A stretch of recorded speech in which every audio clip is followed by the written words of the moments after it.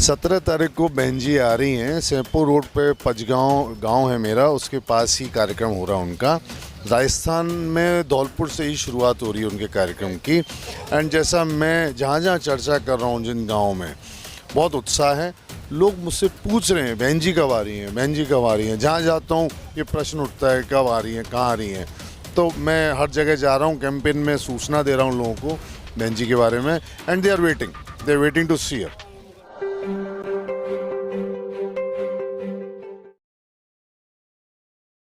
दिल्ली से हम ग्वालियर के लिए निकले क्योंकि हमको वहाँ पे बीएसपी प्रमुख बहन मायावती की रैली कवर करनी है, लेकिन रास्ते में धौलपुर पड़ता है। तो रितेश शर्मा जी बीएसपी के प्रत्याशी हैं। मैंने इनका पहले भी इंटरव्यू किया है जब यहाँ से यात्रा की शुरुआत हुई थी, सर्किट हाउस में मेरी मुलाकात हुई थी। सर, कैसा चल रहा है चुनाव प्रचार?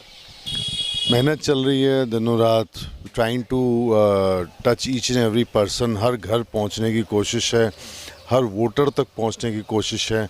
और आई थिंक अनदर 20 डेज़ यही अभियान है, यही मिशन है, अपनी बात पहुंचाना लोगों तक, कन्विंस करना कि I am the right candidate.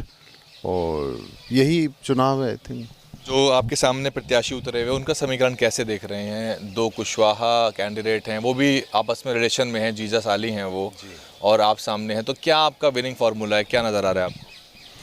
देखिए, ये एक परिस्थिति है कि वो दोनों जीजा साली हैं, एक ही समाज से हैं।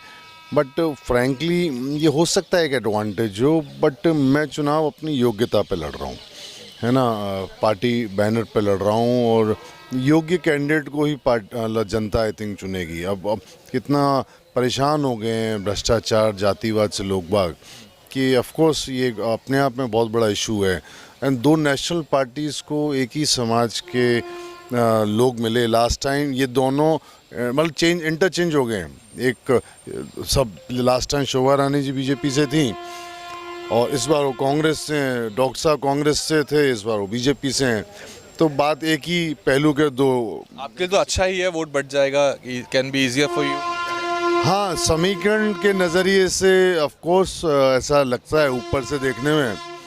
बट जैसा मैंने कहा कि मेरे लिए ये एक एडवांटेज हो सकता है, but I am not banking on purely on this, है ना। मैं अपने कार्यकाल एज अ चेयरमैन जो था उसमें जो मैंने काम किए थे वो एक मेरे लिए एक एडेड एडवांटेज है। लोग आई थिंक उस कार्यकाल से खुश हैं।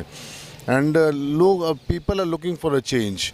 एंड जिस प्रकार से लोगों का समर्थन मिल रहा है, आई थिंक परिवर्तन होगा, अच्छे के लिए होगा। बीएसपी को लेके क्या माहौल है ग्राउंड में? Because you are the official candidate, क्या देख रहे हैं लोग बीएसपी के टुवर्ड्स और क्या एक्सपेक्टेशन जनता की?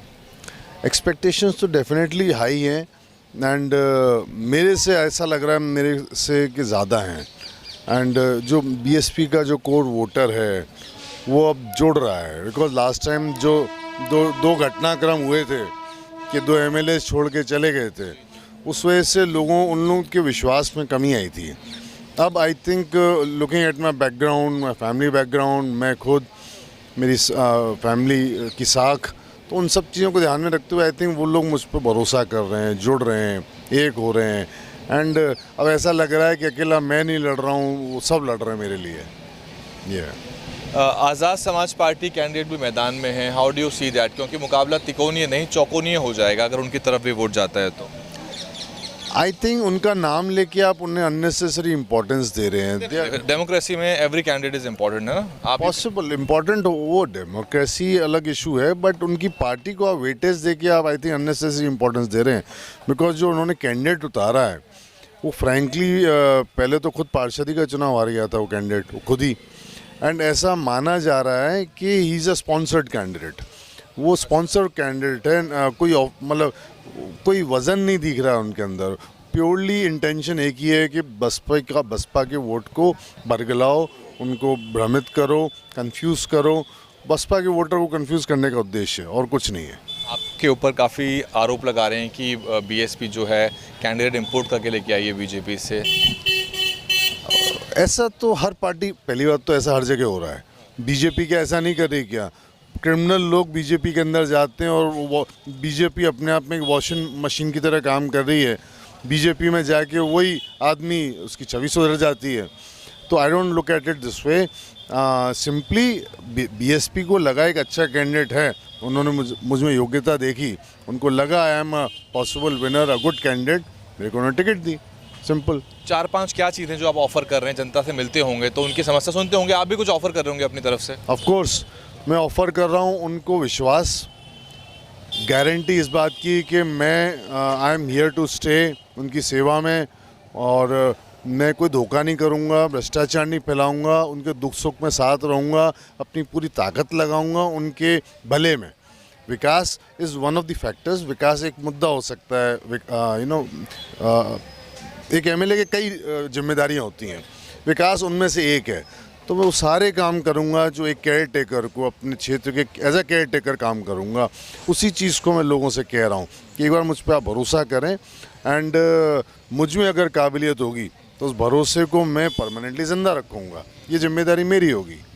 आपकी पार्टी की जो लीडर हैं बहन मायावती, वो आ रही हैं रैली के लिए, तो बड़ी जिम्मेदारी है। कब है, कहाँ है, तो जानकारी देना चाहेंगे? 17 तारीख को बहन जी आ रही हैं, सैदपुर रोड पे पचगांव गांव है मेरा, उसके पास ही कार्यक्रम हो रहा है उनका। राजस्थान में धौलपुर से ही शुरुआत हो रही है उनके कार्यक्रम की, एंड जैसा मैं जहाँ जहाँ चर्चा कर रहा हूँ जिन गाँव में बहुत उत्साह है, लोग मुझसे पूछ रहे हैं बहन जी कब आ रही हैं, बहन जी कब आ रही हैं। जहाँ जाता हूँ ये प्रश्न उठता है कब आ रही हैं, कहाँ आ रही हैं। तो मैं हर जगह जा रहा हूँ, कैंपेन में सूचना दे रहा हूँ लोगों को बहन जी के बारे में, and they are waiting to see हर।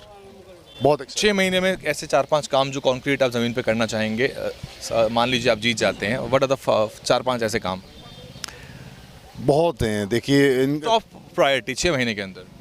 सबसे पहले तो दौरा करूंगा अपने क्षेत्र का, हर गांव दोबारा जीतने के बाद जाऊंगा, हर गांव का, which is very rare actually. हाँ हर जगह जाऊंगा, और हर जगह की अपनी निजी समस्याएं हैं, वो समस्याएं कॉमन नहीं है, लोकलाइज जो समस्याएं हैं उनकी लिस्ट बनाऊंगा, डायरी में नोट करूंगा, और फिर उनको सेग्रीगेट करके कैटेगराइज करके फिर कोशिश करूंगा कैसे उन समस्याओं को हल निकालूं, जो संबंधित विभाग की वो जो जिसकी होंगी उनको फॉलोअप करूंगा। कोशिश करूंगा कि 5 साल का इंतज़ार न करके उन्हीं चीज़ों को 2 या 3 साल में ऑफर लोगों को उन सुविधाओं तक पहुंचाऊं। बातचीत के लिए बहुत बहुत शुक्रिया। धौलपुर से बीएसपी के प्रत्याशी रितेश शर्मा जी हैं। सामने 2 कुशवाहा प्रत्याशी हैं और मुकाबला चौकोनीय बनाने के लिए आज़ाद समाज पार्टी के प्रत्याशी भी हैं, लेकिन 3 दिसंबर को पता लग जाएगा कि कौन कितने पानी में है और धौलपुर को विधायक के रूप में कौन मिल पाता है। फिलहाल आप देखते रहिए, कमेंट करिए। सर बहुत बहुत शुक्रिया बातचीत के लिए। DNN हिंदी को सब्सक्राइब करने के लिए दबाएं लाल रंग का सब्सक्राइब बटन और घंटी का बटन दबाकर ऑल नोटिफिकेशन पर क्लिक करें। चैनल को जिंदा रखने के लिए नीले रंग का ज्वाइन बटन दबाकर चैनल को आर्थिक सहयोग करें।